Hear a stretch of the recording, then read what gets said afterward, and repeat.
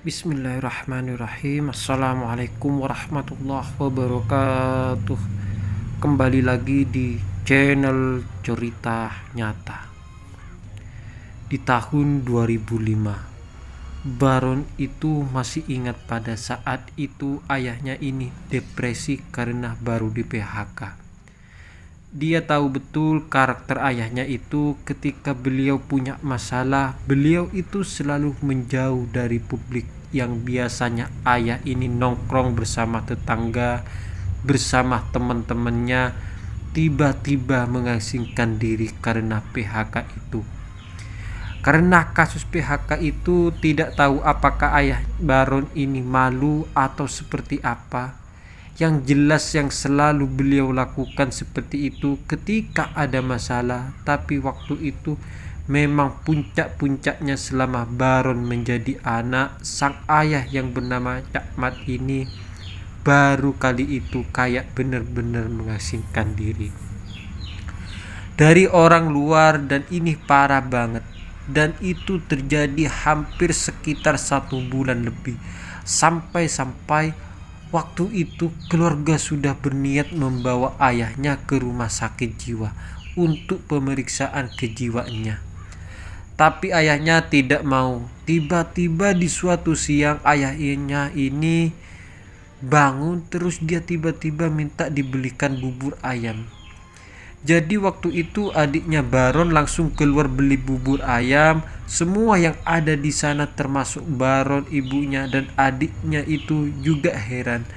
Baru kali ini setelah hampir 1 bulan, ayahnya tidak pernah minta sesuatu. Tiba-tiba hari itu beliau minta dibelikan bubur ayam.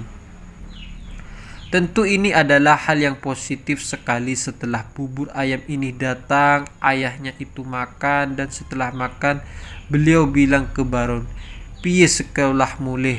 Gimana sekolahmu?" Terus Baron jawab, dia bilang kalau sekolahnya baik-baik saja. Setelah itu baru ayahnya ini tanya ke adiknya, "Kalau kamu gimana nduk sekolahmu?" Adiknya pun ngomong seperti itu. Baru di situ ayahnya Baron ini bilang, "Bapak sudah mau buka usaha. Bapak tidak mau kerja lagi ikut saudara." Nah, memang sebelum-sebelumnya bapaknya ini kerja ikut ke saudara. Mungkin inilah yang membuat bapaknya ini depresi karena dia di PHK oleh saudaranya sendiri. Waktu itu bapaknya bilang dia tidak mau lagi kerja ikut saudara, dia mau buka usaha sendiri.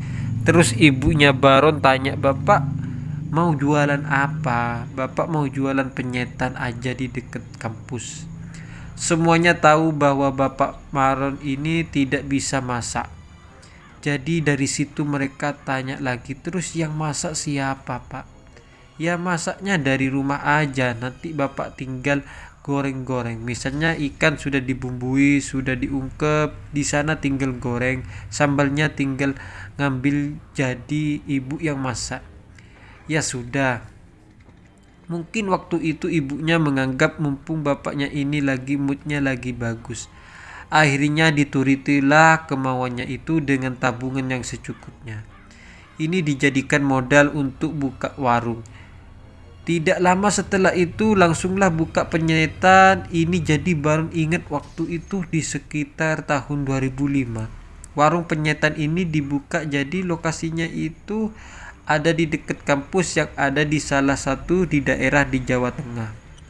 Di sana itu banyak sekali warung-warung makan, dan memang juga banyak yang menjual penyetan. Warung itu namanya Warung Cak Mat, sesuai nama panggilan dari bapaknya. Baron, Cak Mat warung penyetan itu. Cak Mat sebelah warung itu ada tempat nongkrong dan tempat ngopi. Setelah lagi ada lagi warung-warung ini jualannya sama, yaitu warung penyetan. Jadi berderet seperti itu. Nah, usaha ini pun berjalan 1-2 hari. Kemudian mahasiswa ini sudah banyak yang mengenal warung Cak Mat. Memang ada yang menarik dari warung Cak Mat ini, karena sambalnya itu berbeda dengan sambal-sambal yang dijual warung lain. Intinya waktu itu warung Cak Mat ini menjual sambal dengan sambal yang khas, sehingga membuat orang yang pernah beli atau pernah makan di warung Cak Mat ini akan teringat lagi karena sambalnya. Begitu khas. Singkatnya, di tahun 2007 warung Cak Mat ini mulai banyak dikenal pelanggan-pelanggan. Tidak hanya dari mahasiswa sana, tapi juga orang yang lewat kemudian mampir di sana sampai jadi langganan. Kira-kira waktu itu tahun 2019. Si Baron ini dia memutuskan kuliah di kampus itu, di kampus di mana kampus ini dekat sekali dengan warung Cak Mat. Warung bapaknya pertama kali kuliah di sana. Baron kuliah seperti biasa, kadang-kadang selepas kuliah dia mampir di warung bapaknya. Dia juga bilang ke teman-temannya, ini bapakku jualan tempe penyet. Dia sama sekali tidak malu meskipun bapaknya atau Cak Mat ini jualan di warung-warung itu. Malah teman-temannya sering diajak makan ke sana. Tiba-tiba di sekitaran tahun 2020 awal ada sebuah peristiwa. Cak Mat ini atau bapaknya Baron ini ngomong ke ibunya bahwa beliau sudah kayaknya tidak mau jualan lagi. Nah, ibunya sempat tanya, kenapa Pak? Ada masalah apa? Itu loh, setiap kali pulang Cak Mat itu selalu punya hitung-hitungan. Beliau itu selalu punya buku harian di mana pemasukan begitu juga dengan pengeluaran dicatat semua. Tiba-tiba menurut Cak Mat di awal tahun 2020 itu ada selisih, dan selisihnya itu juga lumayan, sekitar 50.000 sampai 150.000. Nah, inilah yang dikatakan Cak Mat kepada istrinya. Terus kemudian istrinya bilang, ya sudah toh Pak, mungkin Bapak salah hitung. Waktu itu Baron belum tahu masalah ini. Nah, sekitaran 1 minggu kemudian Baron ini diajak ngomong sama ibunya. Loh, bapakmu ngalami masalah kayak gini, katanya hitungannya itu selalu selisih. Padahal menurut bapakmu dari tahun 2005 pertama kali buka cabang, pertama kali buka warung ini tidak pernah selisih. Coba kamu ngomong ke bapak supaya bapak ini tetap jalankan warungnya. Kamu tahu sendiri bapak itu orangnya mut-mutan. Kalau sudah tidak mood nanti tidak mau buka warung lagi, kan eman. Sayang warung ini sudah banyak dikenal orang. Ngobrol lagi dengan bapaknya itu, ada apa toh Pak? Katanya ibu, bapak ini selisih. Terus Baron ini ditunjukkan hitung-hitungan bapaknya. Nah, Baron ini akhirnya jadi tahu ternyata bapaknya itu selalu menghitung setiap hari catatan pemasukan, berapa pengeluarannya, berapa untuk belanja itu keluar, berapa untuk beli bensin dan sebagainya. Nah, selisih itu dicek lagi oleh Baron. Beberapa tahun terakhir ini memang ada perbedaan, terutama di awal tahun. Perbedaannya ini sangat jelas sekali. Selisih kadang-kadang satu hari selisih 50.000, kadang 150.000. Di situ Baron juga merasa ganjil. Diteliti lagi sama si Baron. Ternyata memang selisihnya ini tidak bisa ketemu. Di mana selisihnya itu yang jelas bapaknya mengalami kerugian, entah mungkin ada pelanggan yang tidak bayar atau mungkin uangnya ini hilang. Nah, muncul lagi akhirnya ketika bapak Baron ini dapat informasi dari warung-warung sebelah. Waktu itu entah gimana ceritanya, tidak sengaja bapak Baron ini cerita ke tetangga sebelah, ke pemilik warung yang lain. Terus pemilik warung yang lain ini bilang, Pak, di sini itu pernah ada kejadian tuyul. Ada salah satu orang yang ngingu tuyul atau memelihara tuyul. Jadi setiap warung ini kehilangan uang. Memang kehilangannya itu tidak banyak, kadang 50, kadang 150. Tapi itu setiap hari. Akhirnya pelakunya dia ini tidak boleh buka warung di sini lagi. Nah, saya ini jadi curiga. Kalau bapak cerita seperti itu, jangan-jangan di sini ini ada yang pelihara tuyul, tapi kita belum tahu siapa. Anehnya, waktu itu Cak Mat ini percaya, wah Ini berarti uang yang dicuri tuyul. Dia mulai ngomong ke Baron, ternyata ada yang memelihara tuyul. Gak mungkin lah Pak, zaman sekarang masa ada yang pelihara tuyul. Iya, ini pengakuan dari warung lain. Seperti itu Baron semakin pusing. Sampai tiba bapaknya ini benar-benar mencapai puncak kekesalahannya. Terus beliau benar-benar tidak mau. Akhirnya beliau nggak mau jualan lagi. Jadi kalau dalam bahasa Jawa itu beliau ini gondok. Nah, di situ warungnya ini tutup sekitar hampir 3 hari. Melihat hal ini karena Baron kuliah di sana, setiap hari lewat warung bapaknya itu, dan setiap kali Baron lewat melihat warung bapaknya tutup, selalu ada pelanggan yang berhenti kayak keceli atau dia maunya itu makan di warung Cak Mat. Tiba-tiba ngelihat warungnya Cak Mat tutup, akhirnya pelanggan ini kayak kecewa, cari warung lain. Melihat hal ini Baron itu agak kecewa juga, menyayangkan hal ini. Akhirnya setelah 3 hari tutup, Baron ngomong ke ibu, Bu, aku aja yang buka. Ngomong bapak nanti dia marah loh. Terus gimana kuliah mulai? Sudah gak apa-apa. Nanti kuliahku bisa minta tolong ke teman-teman. Kalau misalnya ada tugas, sudah ibu gak usah mikir gitu. Yang penting warung ini harus buka. Yang masak tetap ibu. Nah, dari kesepakatan itu akhirnya ibunya semangat lagi. Jadi waktu itu ibunya ini sudah siap masak semua, ngungkep bumbu-bumbu dan juga ikan-ikan ini, dan diungkep dan kemudian dibawa oleh Baron menuju ke warung ini. Buka untuk pertama kalinya setelah tutup 3 hari, dan yang jaga waktu itu si Baron. Sambil Baron ini terus menelusuri kira-kira bocornya ini di mana, selisihnya ada di mana. Dia juga ngikuti kinerja bapaknya, dicatat setiap hari pengeluaran, beberapa pemasukan, berapa pengeluaran, dan waktu tutup warung sekitar jam malam. Baron ini ngelihat catatnya itu juga aneh, ada selisih sekitar 50.000 sampai 150. Nah, dia tidak peduli. Keesokan harinya dia tetap jualan lagi.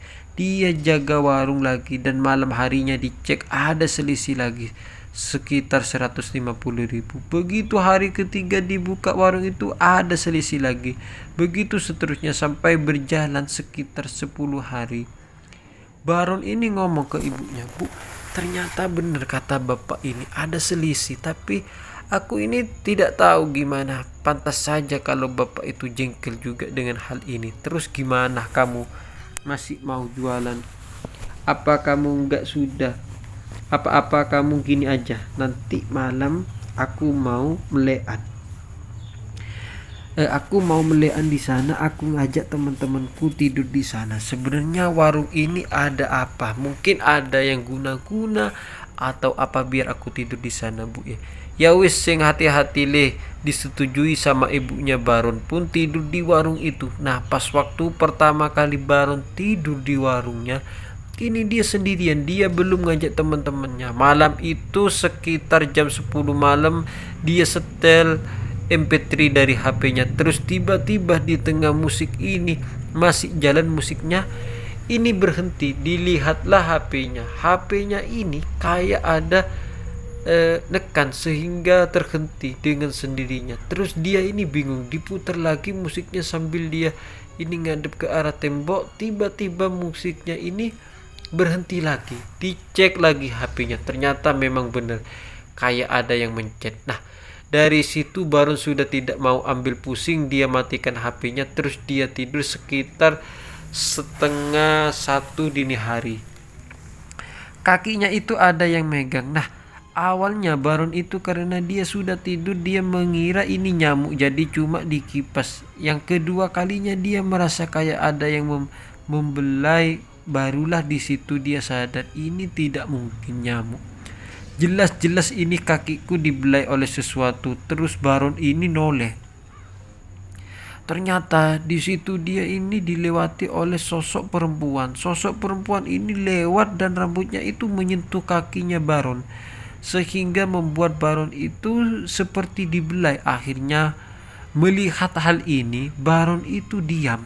Oh, Berarti si perempuan ini yang kirimannya siapa? Awalnya Baron mikir seperti itu. Terus si perempuan ini cuma duduk-duduk di sana persis di warungnya Baron, padahal di sana itu berjajar banyak warung-warung. Tidak lama setelah itu akhirnya sampai subuh, si perempuan ini tidak pindah-pindah, masih duduk di situ. Nah, Baron pun akhirnya ngomong ke ibunya, "Bu, ternyata benar Bu, ada sosok perempuan. Dia ini rambutnya panjang loh. Kamu tahu dari mana? Semalam aku ditemui." "Oh ya wis, kamu tidak usah tidur sana lagi. Ibu takut, sudah ibu tidak usah takut, nanti malam ini aku mau tidur di sana. Kalau perempuan ini datang lagi, aku mau tanya." "Ya wis, sing hati-hati le." Nah, Baron kembali lagi ke warung karena dia agak takut. Dia hubungi salah satu temannya. Baron ini punya teman kenal di kampus itu. Awalnya teman-temannya ini tidak mau, tapi ada satu teman yang juga penasaran. Akhirnya maulah dia menemui Baron karena dia sudah dapat cerita dari Baron. Malam itu Baron tidur bersama temannya. Sebelum temannya ini sudah diceritakan Baron bahwa malam sebelumnya Baron ini sempat memutar MP3, terus MP3 ini mati sendiri. Kayak ada yang nyetek. Nah, temennya ini tidak percaya. "Coba Ron, kamu setel lagi MP3mu, siapa tahu mati lagi. Kita ingin buktikan bareng-bareng." Setelah MP3 itu sekitar jam 10 malam, terus mereka ini ngobrol sampai mereka lupa kalau mereka ini mau menjebak sosok ini. Tiba-tiba pas mereka ngobrol, MP3 ini mati. Langsung mereka ini berhenti, tidak ngobrol. Mereka ngelihat, iya, MP3 mati sendiri. Ya begitu dicek ternyata benar, memang ada yang memencet, tapi tidak ada siapa-siapa di sana. Terus baru ngomong ke temannya, "Itu toh, percayakan, kamu coba setel lagi, kita masih penasaran." Disetel lagi, mereka ngobrol-ngobrol lagi. Tidak lama setelah itu ada yang matiin. Nah, disinilah akhirnya temannya Baron itu bilang, "Sudah Ron, kita gak usah cari masalah Ron, kita tidur aja." Tidurlah mereka berdua sekitar jam setengah 1 dini hari. Mereka ini mendengar atap mereka ini ada yang ngelempar. Nah, atap mereka ini terbuat dari seng. Warung-warung di sana ini terbuat dari seng, dan belakang warung itu adalah sebuah lapangan sepak bola, lapangan umum yang disewakan. Di sebelah lapangan sepak bola itu ada beberapa pohon-pohon jati dan juga beberapa semak-semak liar. Di situ mereka ini mendengar ada yang melempar ke atap mereka, keras banget. Mereka berpikir mungkin ada iseng orang-orang yang sedang mabuk di lapangan bola itu. Terus di situ temannya Baron ini bangun. Dia buka pintu belakang, melihat ke arah lapangan sepak bola ini, memastikan betul. Ternyata memang sepi, tidak ada siapapun, tidak ada orang yang iseng di sana. Nah, pas dia mau nutup pintunya, mereka semua mendengar lagi suara keras banget. Tak, jadi benar-benar kayak ada benda keras yang dilempar ke atas warung. Langsunglah mereka ini teriak, "Woi, sopo iku?" Mereka ngelihat ke arah atas atapnya. Di situ ada sosok perempuan. Dia ini duduk. Nah, di situ duduknya ini melihat sosok perempuan ini. Baron dan temannya itu ngelihat bener sosok perempuan ini duduk di sana. Langsung Baron itu masuk ke dalam warung, temannya pun juga masuk, pintu ini ditutup. Nah, si temennya ini sudah ketakutan. Baron ngelihat si cewek tadi yang duduk di atas itu. Dia ingat, ini kan cewek yang semalam aku temui. Dia lewat terus rambutnya itu kena kakinya. Baron ini, perempuan ini kenapa kok selalu ada di sini? Dia penasaran. Malam-malam selanjutnya Baron masih tidur di sana dan dia masih sering ketemu dengan sosok perempuan ini. Waktu itu Baron ini tertidur di warung itu. Paginya dia tetap jualan di warung tersebut dan dia masih mengalami selisih. Akhirnya entah gimana ceritanya, salah satu teman Baron yang ikut tidur di warung itu menyampaikan hal ini ke teman-teman kampus. Tiba-tiba ada satu mahasiswa Baron tidak kenal siapa mahasiswa ini dia kenal dengan temannya Baron yang tadi, terus dia ini dengan ikhlasnya dia membantu Baron, dikenalkan dengan si Baron ini, terus dia bilang, "Mas, aku ini tidak punya kemampuan apa-apa, cuman aku kayaknya memang bisa ngelihat kenapa warungmu kok bisa seperti ini. Boleh enggak tiap hari aku nongkrong di sini?" "Ya boleh aja, tidak masalah."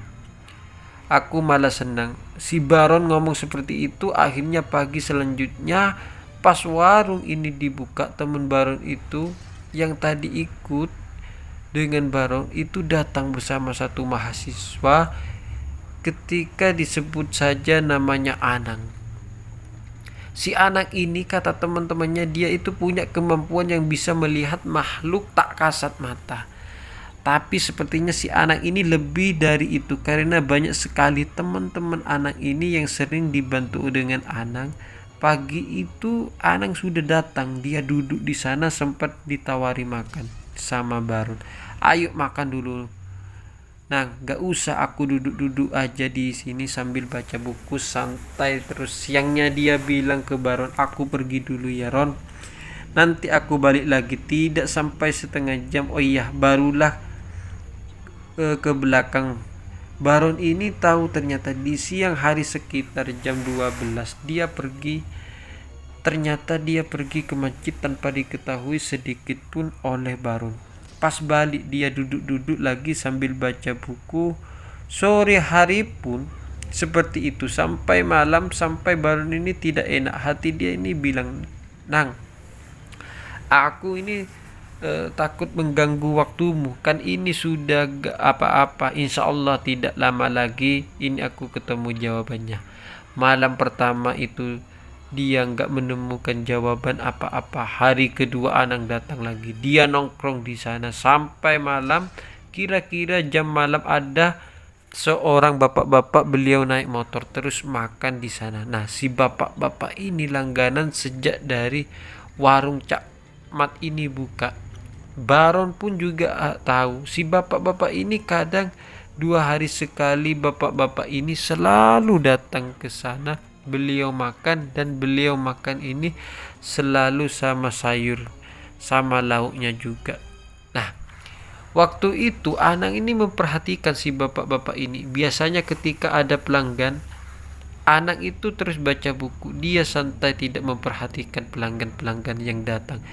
Tapi waktu itu ketika si bapak ini datang, Anang itu nutup bukunya. Dia memperhatikan si bapak-bapak ini. Diperhatikan jelas oleh si Baron Anang. Yang anehnya ini akhirnya pas bapak-bapak ini bayar, beliau itu bawa uang 100.000. Tiba-tiba Anang ini mendekat ke bapak-bapak ini terus bilang, "Sudah Pak, biar saya aja yang bayar. Bapak simpan uangnya." "Loh, kenapa jangan saya mau bayar?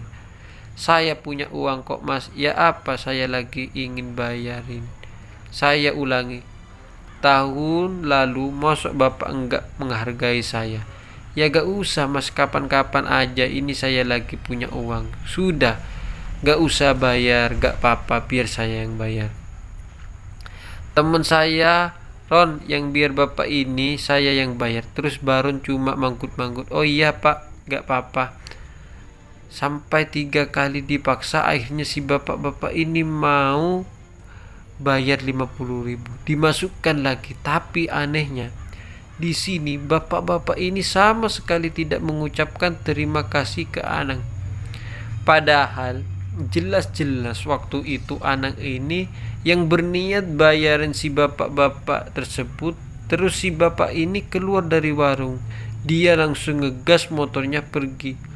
Baron tentu penasaran, dia langsung tanya ke Anang, "Kenapa Nang, kok kamu bayarin bapak-bapak tadi?" "Sudah, nanti aja, tak ceritain pas waktu warung ini tutup." Nah, akhirnya warung ini tutup. Langsung Baron ini tanya, "Kenapa Nang tadi, Nang, kok kamu ini bayarin bapak-bapak ini di sini?" Anang cerita ini kayaknya terduga utama si bapak-bapak ini yang menyebabkan warungmu itu sering selisih. Jadi kayaknya bapak-bapak inilah yang pakai uang balen. Nah, Waktu itu Baron gak ngerti maksud uang balen apa, dan di sini Anang menjelaskan ke Baron, bapak-bapak ini punya ilmu. Gak tahu ilmu semacam ilmu gendam atau seperti apa, yang jelas uang yang dibelanjakan itu tadi nanti balik lagi ke dia. Kasih contoh ya, kalau bapak-bapak tadi ini bayar 50, dia makan habisnya dia kembali 50 lagi. Kan pasti ngasih kembalian 40. Terus uangmu yang 50.000 ini kamu serahkan ke bapak-bapak itu, dan uang 50.000 uang bapak-bapak tadi ini kembali lagi. Dia jadi, oh ternyata seperti itu. Ternyata Baron pun sudah paham. Kok bisa ada yang seperti itu? Aku nggak nyambung. Nah, si Anang menjelaskan, ya sudahlah, pokoknya yang jelas ini orang ini pakai ilmu semacam itu, entah ilmu pesugihan, entah seperti apa. Pernah terjadi di kampungku di Jawa Timur. Uang balen ini biasanya dipakai sama orang-orang semacam ini di warung-warung, bahkan juga untuk membeli rokok, karena dia merasa ini gampang. Nah, biasanya memang warung-warung atau kios rokok yang jadi sasarannya. Coba kalau kamu tidak percaya, 2 hari lagi atau 3 hari lagi bapak-bapak ini pasti datang lagi. Nah, ternyata dibuktikan benar. 2 hari kemudian si bapak ini tidak datang. 3 hari kemudian bapak ini belum juga datang.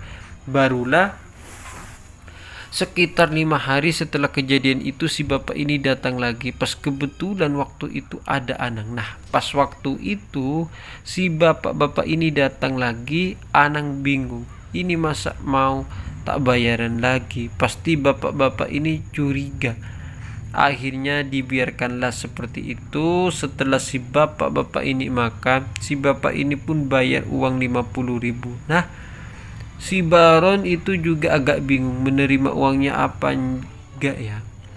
Pak, biasanya mas saya tadi kalau beli seharga 50.000. Uang ini diambil sama si Baron, dimasukkan ke laci. Sengaja sama si Baron ini ditaruh di bawah buku, dibedakan dengan tumpukan uang yang lainnya. Akhirnya Baron ngasih kembalian 40.000. Dan bapak ini pun pergi. Setelah itu si Baron ini langsung buka di bawah buku, ternyata uang ini tidak ada. Uang 50.000 yang jelas-jelas ditaruh Baron ini di bawah buku ini benar-benar tidak ada, hilang. Dan akhirnya dari situ Baron memanggil Anang, kok bisa gini ya Nang ya? Makanya kamu bisa-bisa tadi itu mungkin digendam atau semacam kamu itu dihipnotis, sehingga seolah-olah kamu itu kayak yang mau menerima uang, padahal yang kamu terima ini bukan uang. Nah, setelah kejadian itu mereka masih belum menemukan solusinya, gimana caranya supaya bisa ngusir bapak-bapak ini. Kalau tiba-tiba ngusir gitu aja mereka juga tidak enak. Nah, mereka pun berpikir gimana ya caranya. Akhirnya Anang ini coba menghubungi salah satu gurunya, guru yang ada di Jawa Timur. Anang ini ingat-ingat, lupa dulu pernah ada kejadian semacam ini, dan orangnya itu diusir dengan mudah dan ada amalannya. Jadi Anang menghubungi gurunya. Keesokan harinya Anang datang lagi ke warung, bilang ke Baron, aku sudah dikasih tahu amalannya sama guruku. Gimana amalannya? Ya wis, nanti aja kamu lihat sendiri. Kalau ada orangnya datang, 2 hari setelah itu orangnya datang lagi. Si bapak-bapak ini, beliau naik motor yang sama, dan beliau ini pesan makanan yang sama, lauk sama sayurnya yang sama, dan minumnya yang sama. Beliau makan. Setelah beliau makan, beliau menuju ke kasir mau bayar. Terus anak ini datang, tidak tahu. Anang sebelumnya sudah baca apa pundak si bapak-bapak ini ditepuk, sampai membuat si bapak-bapak ini kaget. Beliau pun kaget. Siapa kamu Pak? Biar saya bayar aja. Oh iya, makasih ya, biar saya yang bayar, Bapak pulang aja. Ya makasih Bapak, aku sudah dibayarin. Nah, setelah kejadian itu Anang bilang ke Baron, Ron, mudah-mudahan ini berhasil ya. Kalau bapak ini datang lagi berarti memang berhasil. Jadi menurut Anang si bapak ini sengaja dikagetkan, dan sebelumnya Anang sudah membaca amalan-amalan tentu supaya untuk menghilangkan ilmu si bapak-bapak ini.